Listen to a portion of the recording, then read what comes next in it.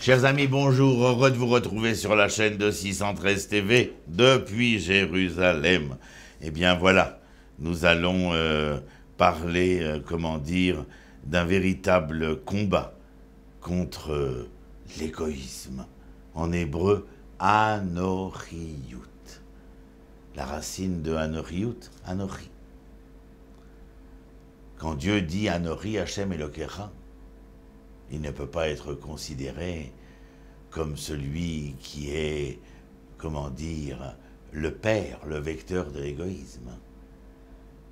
Mais chez l'homme, oulala, il va y avoir une véritable guerre à déclarer à cet égoïsme, éradiquer, pas seulement dans le mois d'Elul et de Tishrei, mais toute l'année bien entendu, éradiquer ce défaut du sein de la société des Hébreux, car comment voulez-vous que nous soyons capables de témoigner au devant des nations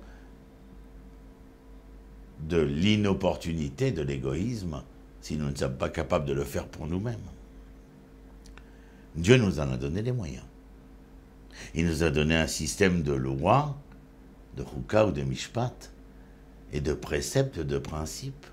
Il nous a donné une législation contraignante, oui, contraignante au niveau des midot, c'est-à-dire au niveau des caractères, c'est-à-dire des vertus de l'être. Ce n'est pas par devoir que vous devez être, mais c'est par vertu. Parce que l'Éternel, dans cette législation de la morale toranique, eh bien, il aspire à assurer un certain ordre social. Vaïra Adonai ki rabara adam baaretz, dans le Sefer Bereshit au chapitre 6. Vekol yetzer marchavot libo rakra kol hayom, et l'homme est mauvais tout le temps. Vayenachem Adonai ki asa et adam baaretz vayit'atsev el libo. Et Dieu se console d'avoir créé l'homme dès son origine comme un homme bon, bien et vrai, ou bon, bien et beau, si vous préférez la règle des trois. Mais il sera écrit « V'adam ra mineu rav ». L'homme devient mauvais à quel moment? Au moment où il devient mouvant. Mineu rav, c'est sa jeunesse. Mais la racine de nahar, c'est les naher, c'est-à-dire de quelque chose qui bouge et qui n'arrête pas de se trémousser, parce que ne sachant pas très bien vers où aller. Il y avait un philosophe, historien qu'on appelait M. Will Durant au XIXe siècle, qui avait écrit une œuvre colossale qui s'appelait l'histoire de la civilisation. Et là-bas, il avait écrit cette phrase qui, moi, m'a intéressé, c'est la raison pour laquelle je l'ai transcrite ici. La société a besoin d'un cadre et de structure, c'est-à-dire que nous sommes très loin de l'anarchisme. Et Vayomer Adonai el libo lo osif lekalel od et ha'adama be'avur ha'adam. Après ce qui s'était passé à l'époque de Noach, je ne continuerai pas à maudire cette terre qui etzer alev ha'adam ra mineu rav. Vous vous rappelez ce que je venais de dire? L'homme est mauvais depuis sa jeunesse. Velo osif od leakot et kol chai kasher asiti. Mais je ne frapperai plus le monde. Vous vous rappelez l'arc-en-ciel qui est le témoin, Nahon Keshet, le témoin du fait que l'Éternel ne détruira pas son monde une nouvelle fois. Nos sages nous disent, il ne détruira pas son monde une nouvelle fois, mais de ces mondes à l'intérieur du monde pourront être remis en question. Parce que si l'homme, lors de sa création, est un homme bon, bien et beau, vrai, alors il faut savoir que l'homme, à partir du moment où il apparaît face à la réalité, dans sa mesure face à l'existence, eh bien, la dualité qui est en lui, comme dira Rabbi Shneur Zalman Miladi, le Tanya, entre la Nefesh HaBahamit et la Nefesh HaElokit, entre la Nefesh HaBahamit, la bête, et la Nefesh HaElokit, je l'appellerai la belle, pour paraphraser Cocteau. Il est en duel, un véritable combat. Prenez par exemple quelque chose d'essentiel.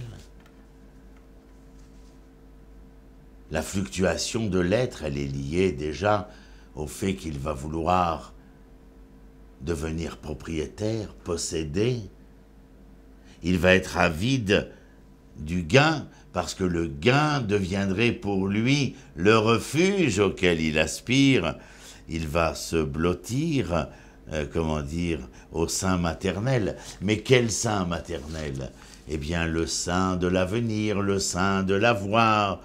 Rabbi Israël de Salint, un des maîtres du Moussard, écrira « L'homme ne voit que lui-même dans le miroir. Le miroir ne reflète jamais autre chose que l'homme lui-même. » Et il pose la question « Pourquoi ?» Le verre reçoit un dépôt de fines couches d'argent.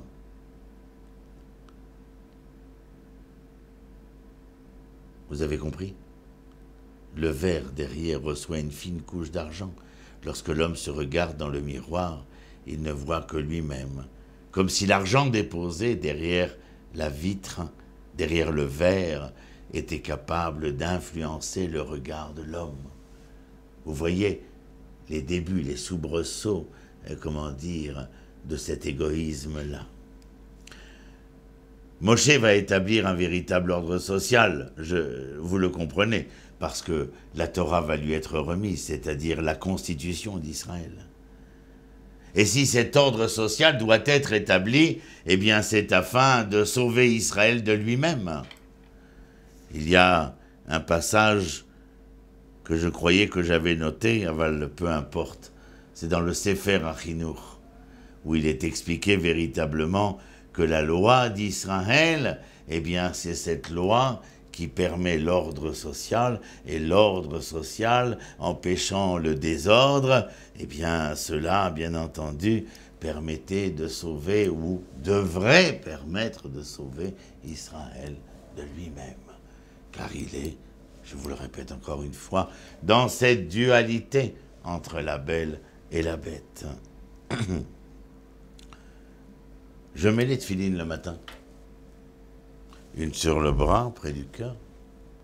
Une sur la tête, près de la raison. Et vous savez comme moi que je ne peux pas mettre l'une sans l'autre. C'est donc quoi? Tout simplement que mon cœur et ma raison sont intimement liés. Je dois faire en sorte que ma raison préserve de sa sensibilité, mais non moins que l'être sensible que je suis reste raisonnable face à cette sensibilité. Je ne peux pas me laisser aller à mon seul cœur, comme je ne peux point me laisser aller à ma seule raison. Sauf bien sûr, s'il y a de cet égoïsme, de ce nombrilisme, de cet égocentrisme. Pour lutter contre cet égoïsme, il faut apprendre, disent nos sages, quelque chose d'essentiel. La tête. Ils nous disent, il faut que vous appreniez à donner. Donner selon un ordre précis, car dans le texte toranique, la personnalité de cet être non égoïste se construit.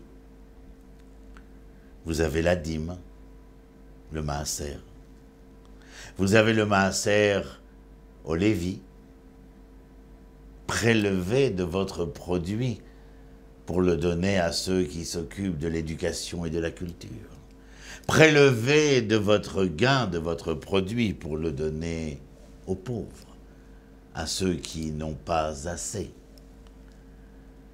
Il y a aussi une loi qui va parler durant le Yovel, le jubilé, les 50 ans, l'annulation de la dette. Et puis il y a autre chose aussi, qui n'est pas lié au temps, mais qui est lié à tout le temps, la tzedaka. Quelle est la racine de tzedaka? Tzedek, la justice. Rendez justice, faites justice. Qui peut rendre justice? Qui peut faire justice, si ce n'est que l'homme suffisamment humble pour laisser place à son prochain, pour laisser place non seulement à son prochain, mais laisser place à Dieu. Parce que lorsque l'on laisse place à Dieu, et lorsque l'on laisse place à son prochain, le dialogue, la pensée, parler, peut se faire à deux. Et non pas tout seul, car dans l'égoïsme, je n'écoute que moi-même. Il faut prendre conscience, à Jérusalem, disent nos sages, d'une propriété relative. Vous êtes propriétaire, mais toujours d'une propriété relative. Année après année, considérez le matériel d'une autre façon, car la 50e année, comme je vous le rappelais, ce n'est pas simplement la dette qui sera remise en question, mais le droit de propriété qui pourrait être remis en question d'un seul fait, celui de préserver l'égalité, de préserver la justice sociale. Comment disions-nous dans nos manifestations, enfin chez certains d'entre nous, nous ne voulons pas que les riches ne soient plus riches. Nous voulons simplement que les pauvres ne soient plus pauvres. C'est important de penser à cela. C'est une autre société à laquelle vous pensez. Mais pour penser à cette autre société, il faut s'oublier un peu à soi, c'est-à-dire sortir de son égoïsme. Je dirais même plus, il faut même faire violence à son égoïsme. Et la pédagogie biblique ne s'arrête pas ici. Il faut prendre, nous dit-elle, prendre l'habitude d'aller plus loin et même contrarier la nature primitive. On passe quelquefois à côté de ceux qui tendent la main. Et nous n'avons pas toujours le réflexe de mettre la main à la poche pour voir si nous y trouverions pièces ou monnaies sonnantes et trébuchantes que nous pourrions offrir, donner, c'est-à-dire. La nature primitive, c'est que nous sommes beaucoup plus poussés par les intérêts qui nous font marcher, intérêts égoïstes qui nous font avancer, marcher, courir. Alors il s'agit d'un autre degré dont il est question ici, un dépassement de son égoïsme, une attention aux besoins d'autrui, d'où cette nouvelle dimension dont j'ai parlé tout à l'heure, Tzedaka, qui rappelle la terminologie de donner sans rien attendre. Est-ce que nous sommes véritablement capables de donner sans rien attendre? Là est la grande question, le sujet le plus probant, vous le connaissez comme moi. Est-ce que nous sommes capables véritablement de donner de l'amour sans attendre de l'amour, mais capables de donner de l'amour parce que nous sommes l'être aimant? Que nous ne sommes pas l'être aimant parce qu'on va nous aimer, mais parce que nous sommes l'être aimant par nature. Nous nous arrêtons auprès du mendiant, nous nous intéressons à la souffrance de l'autre, à la joie de l'autre. Un jour, un de mes élèves me demandait « Maître, qu'est-ce que l'amour ?»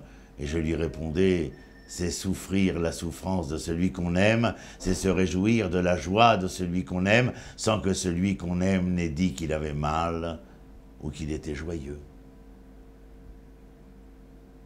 C'est un don, qui est à la racine du verbe donner, bien entendu. Nous voyons cela aussi lors de nos guerres en Israël, lorsque nos enfants sont mobilisés. Lorsque nos enfants qui ne sont pas mobilisés se présentent au centre de recrutement, prêts à partir en guerre pas parce qu'ils veulent faire la guerre, pas parce qu'ils se prennent pour des héros de je ne sais quelle littérature, mais parce qu'ils ont cette conscience saine et sainte du devoir de la vertu, où la vertu est ici de préserver le bien-être et le devenir, pas seulement de leurs parents, de leurs frères et de leurs sœurs restés derrière, mais de l'ensemble du peuple d'Israël. Se séparer de quelque chose qui est à moi, que j'ai acquis, afin d'en faire profiter autrui, eh bien, me paraît bien difficile pour celui qui est égoïste. Tous ces commandements qui nous ont été donnés, eh bien, contiennent une contrainte éducative. Et elles doivent Ils doivent, ces commandements, entraîner un changement d'appréciation de la vie, un changement de comportement. Ce comportement qui viendra prendre en considération l'altérité. L'altérité, c'est d'être capable de voir l'autre que moi. Et la sensibilité, mais dans cette altérité, dans ce non-égoïsme, il faut être assez sensible à la souffrance ou à la joie d'autrui pour pouvoir voir l'autre, bien entendu. Que tous ces propos nous servent à nous présenter devant l'Éternel et à lui dire, tu vois, nous ne sommes pas simplement venus te supplier, t'incanter, te prier de nous donner ce que nous attendons, mais regarde d'abord et avant tout ce que nous sommes capables d'amener, de donner, d'offrir, d'octroyer comme témoignage de ceux qui supportent ton projet, ô Éternel Dieu d'Israël. Depuis Jérusalem pour 613 TV, je vous dis à très bientôt. Shalom, shalom.